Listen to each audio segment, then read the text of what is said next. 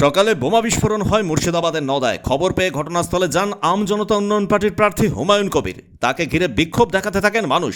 হুমায়ুনের সঙ্গে হাতাহাতিতে জড়িয়ে পড়েন তৃণমূল কংগ্রেসের নেতাকর্মীরা।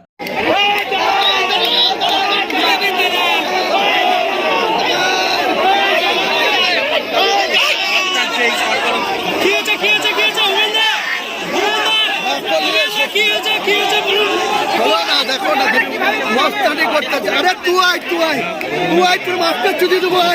আরে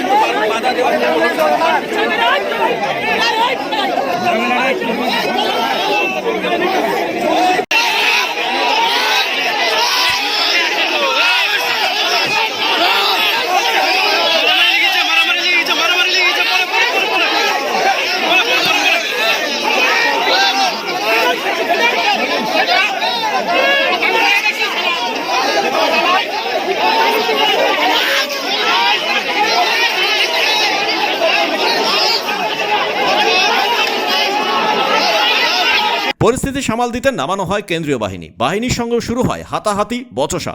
পরে অবশ্য পরিস্থিতি খানিকটা স্বাভাবিক হয়। ব্যুরো রিপোর্ট, পুবের কলম ডিজিটাল।